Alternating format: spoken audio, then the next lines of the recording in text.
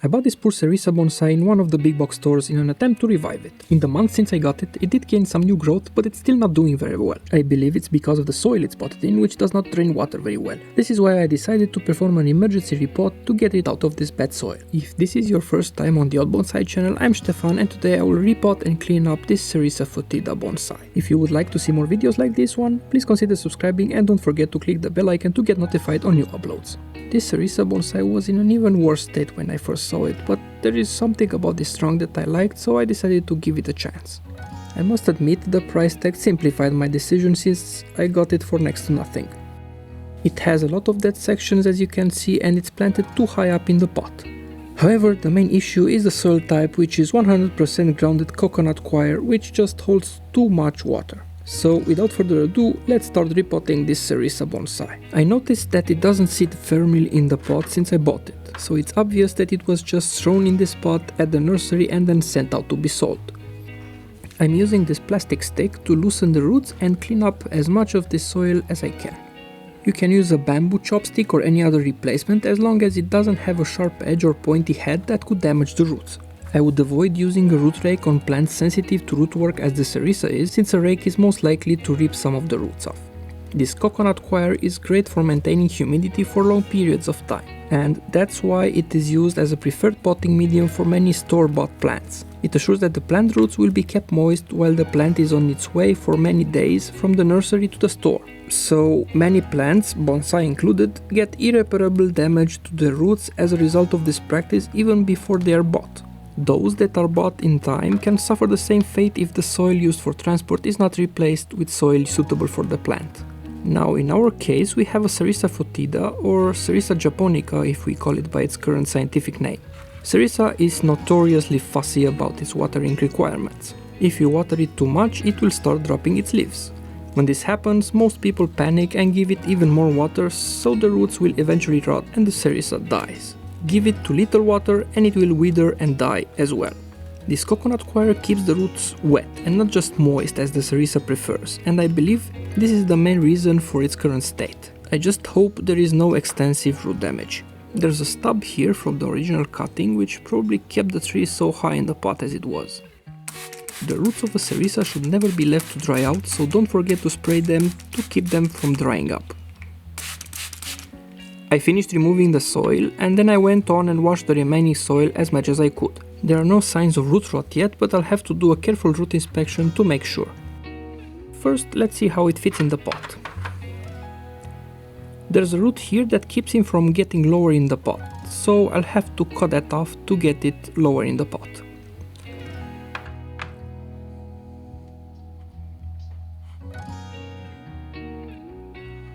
Okay, now this should be fine, but there's another root here that might also cause problems, so I'll shorten this as well.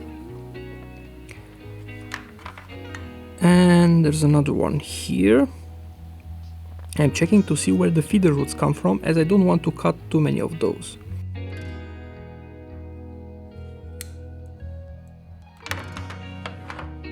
Okay, now let's do another test fit. It's better, but I think I can get it even lower into the pot. I think this stub here should be shortened.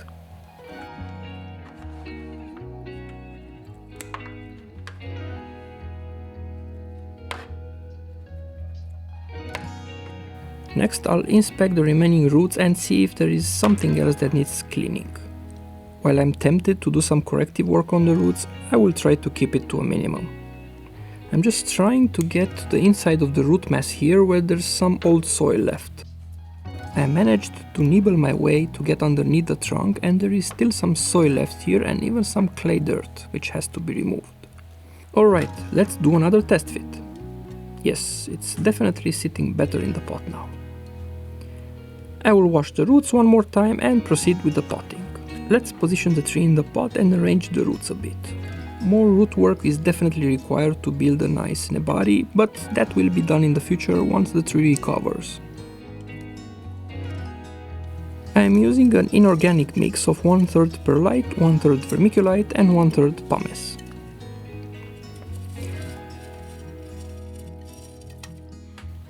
I don't have enough new soil mix, so I will reuse some old soil with the same components.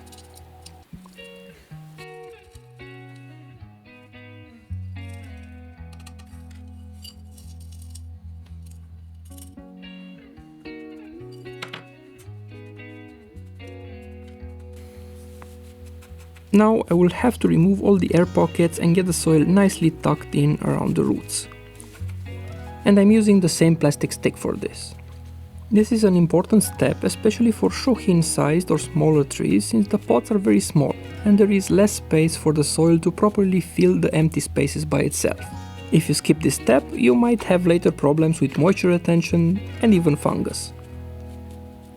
Notice how the soil level has dropped now that I got it nice and compact, just to give you an idea on how much airspace was left. I will fill in the soil up to the lip of the pot and make it nice and snug.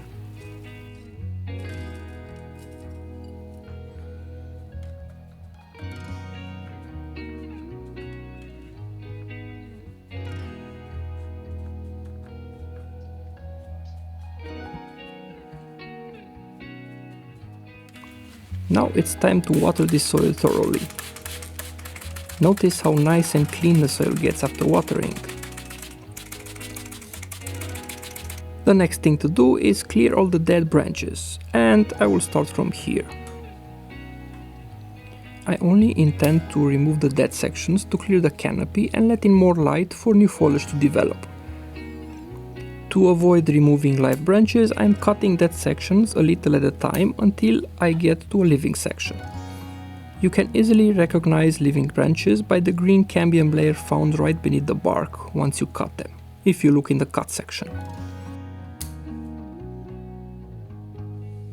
I read that cerisas like humidity, so I was thinking of building a mini indoor greenhouse just for this one pot to keep it in a humid environment.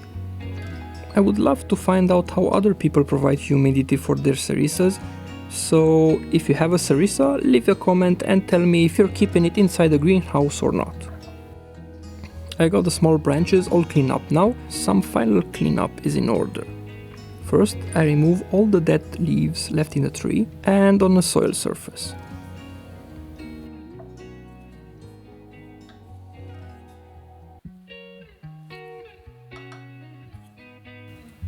Now that that's all done, all that's left to be removed is this big lower branch here.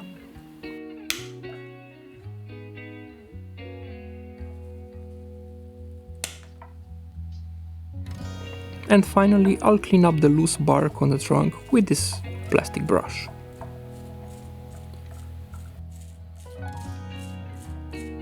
This is how the little Cerisa foetida bonsai looks now after repotting and cleanup. I do expect the tree to react in some way after this operation.